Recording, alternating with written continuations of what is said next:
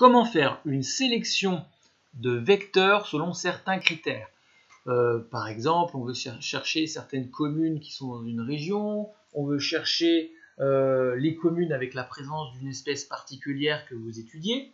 Dans mon exemple, je vais chercher les communes de France avec la présence de loups qui est avérée. Donc ça implique d'aller rechercher sur Internet déjà les fonds de cartes qui vont vous permettre de travailler. Et ça, c'est quelque chose aussi que je vais vous inculquer, c'est d'avoir ce réflexe avec les bons mots-clés de recherche des données qui vont vous intéresser. Donc dans mon exemple, j'espère qu'il va vous permettre de chercher certaines entités, c'est-à-dire des vecteurs polygones, lignes, points, qui recoupent d'autres informations. Donc là, en l'occurrence, pour notre exemple, on recherche des polygones de communes qui vont se chevaucher avec la présence de loups. Donc ça va être des points ou peut-être des polygones de territoire, des choses comme ça. Alors, premier exercice, vous allez chercher les bons fonds de carte avec les bons mots-clés. Donc toujours aller sur le moteur de recherche qui va bien, donc tant qu'à faire Ecosia, et on va chercher, on va taper des mots-clés lorsqu'on recherche des cartes. Donc par exemple, on va mettre carte répartition loup. Voilà, on aurait pu mettre Canis lupus, ou on va mettre loup, je pense que ça suffit. Il nous fait déjà des propositions en France. On va quand même rajouter SIG et SHP pour des formats. Voilà, donc moi c'était un exemple. Vous, selon les animaux que vous devez étudier, mettez cette vidéo sur pause, allez chercher aussi de votre côté. Si vous trouvez avant moi, c'est parfait. Sinon, mettez, après avoir recherché, vous pourrez mettre lecture et je vais vous montrer comment j'ai fait. Pareil pour les communes. D'accord? Donc on va taper les bons mots-clés pour essayer de trouver des données à extraire où vous aurez les polygones, les vecteurs de communes qui seront détourés pour votre projet. Donc allez-y sans regarder comment je vais faire et ensuite mettez lecture pour voir ma technique. L'exemple.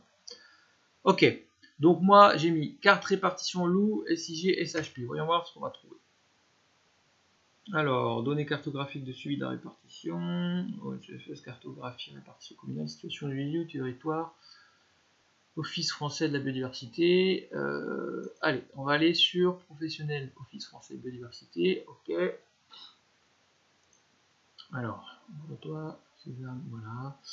Portail technique, données cartographiques de suivi de la répartition des espèces Carmen. Ok, Carmen, donc ça, si vous travaillez en France sur des espèces d'intérêt, j'imagine que... Ouais, voilà, regardez. On voit là, il y a de l'écartot selon les ongulés, les oiseaux, pas mal, le castor. Et donc, nous, on cherche le loup gris. Ok, on clique. J'imagine qu'on va arriver sur le port. Voilà, la carte de répartition du loup. Ok, et vous voyez, il y a dans la légende deux choses, il y a la présence régulière et occasionnelle. Nous, ce qui va nous intéresser, on va déjà aussi essayer de faire un tri sur la régulière. Ok, comme je vous disais, à chaque fois, on essaie de trouver l'endroit où on peut télécharger les données. Alors, des fois, ils vont nous proposer WMS ou extraire. Là, je pense que c'est pas trop lourd. Donc, ils vont nous proposer de l'extraire en SHP. Télécharger, voilà. Ok, voyons voir tout ce qu'il y a. Donc là, il y a énormément de données. Il nous montre la projection. En shapefile, c'est parfait, c'est ce qu'il nous faut pour QGIS. Et on va, tant qu'à faire, prendre les données les plus récentes, Loup 2017. Donc je décoche ça. Suivant. Je rentre l'adresse électronique qui va bien.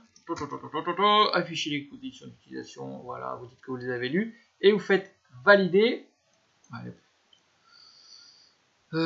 Et donc, ce qui va se passer, c'est qu'il va vous proposer, il va vous envoyer un lien pour aller télécharger les données de votre espèce. Ok? Donc, moi, je vais aller les télécharger. Je les ai déjà téléchargées. Voilà, je ferme. Et elles sont dans un fichier. Donc, je vous passe cette partie. Hein, vous allez faire de toute façon. Voilà. Donc, moi, je l'ai mis dans...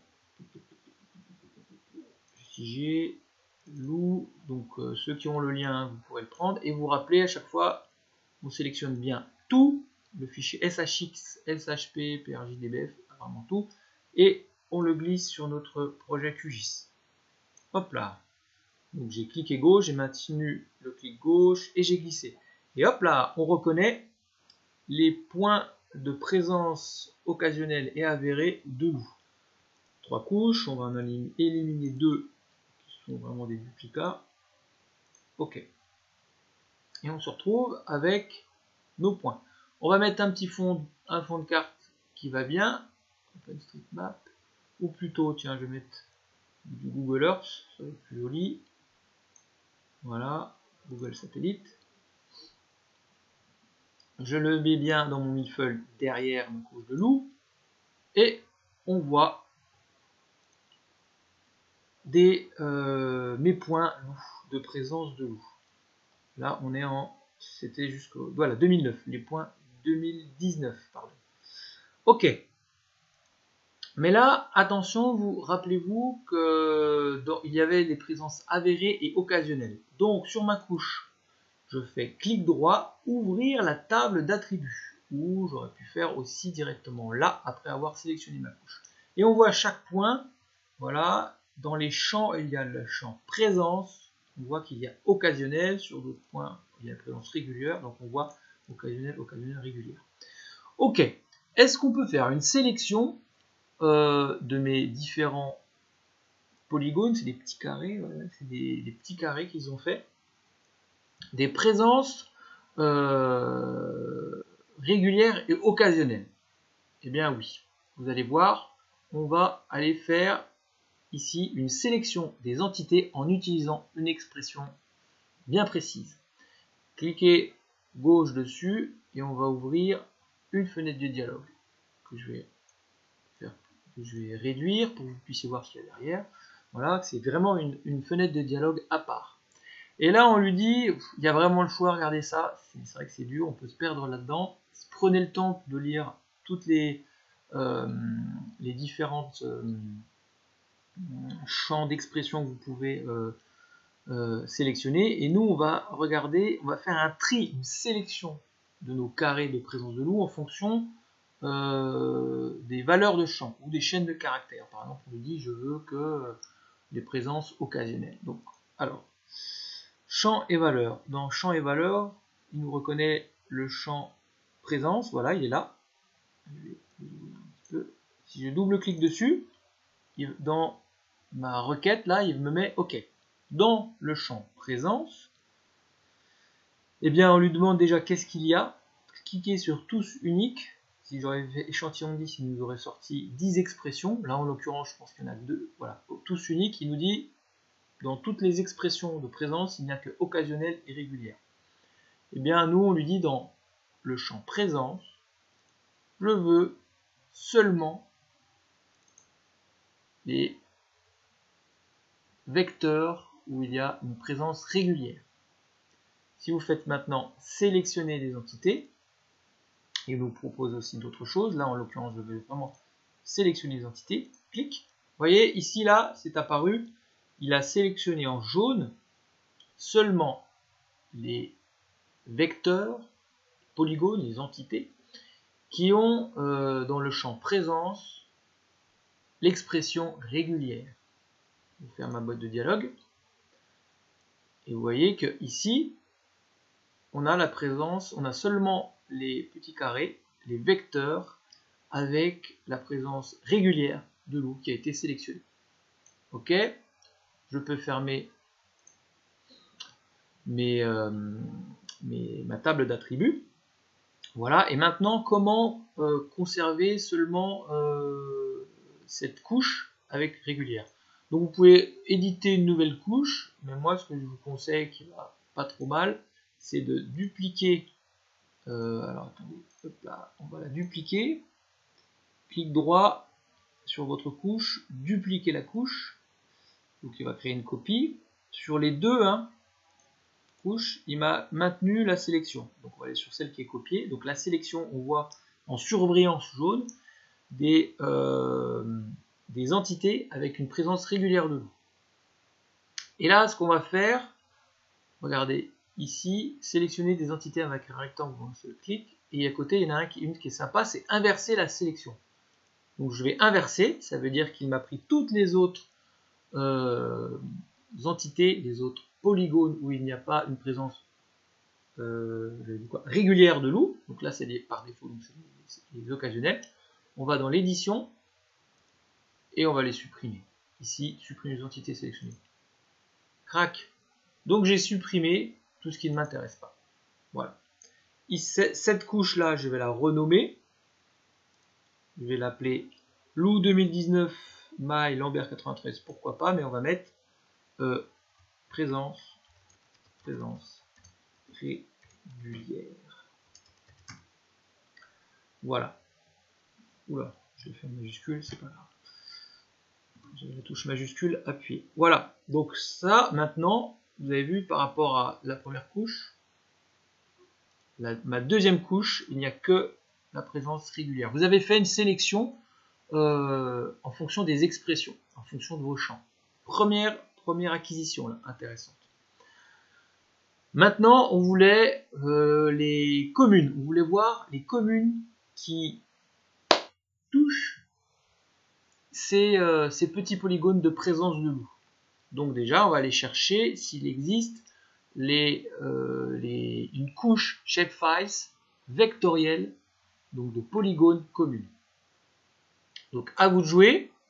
Vous allez dans votre moteur de recherche, mettez sur pause, voyez si vous trouvez avant de regarder cette vidéo. Mais une fois que vous mettez lecture, voyez ce que moi j'aurais tapé commune de France, SHP, QGIS, ou plus, pour être plus large, on va faire SIG. Voilà. Entrée. Et là, on a découpage administratif communal français, contour de nouvelle région. Clac, vous voyez sur celui-là, le premier qui sort, et on a déjà d'une donnée sérieuse, DataGoul. Et là, il nous dit, toujours, hein, chercher, là, on peut télécharger les données. S'il nous propose une adresse avec un lien WFS, WMS, est-ce que, voilà, il nous propose des ressources export simple du 1er janvier 2020. Ça a l'air pas mal, géométrie brute non simplifiée au format shapefiles. Ça c'est important, vous travaillez sur QGIS, donc il vous faut le shapefiles. Il nous dit là que c'est World Geodesic System 84, c'est le système de projection. Allez, ça nous va bien, on télécharge. Cliquez, télécharger, ça va se retrouver en format zippé ici. Vous le dézippez dans un dossier qui va bien. Voilà, moi je l'ai mis ici. Est-ce que j'ai mis d'abord? Non, faut que je me rappelle. Ah oui, je l'ai mis là. Crac. On sélectionne les communes, tous les fichiers, vous vous rappelez, CPG, DBF, PRG, PRJ, SHP et SHX. On maintient clic gauche, on glisse ça sur notre projet QGIS. Le petit plus copié est bien là, donc ça c'est bon signe. On relâche et ça va nous charger. Excellent, toutes les communes, le découpage administratif officiel de 2020 des communes de France. Ok, il y en a 3, on va en enlever 2. On va faire un ménage. Sélection, clic gauche, supprimer la couche. Oui, je suis sûr. Et comme ça, on se retrouve qu'avec une seule couche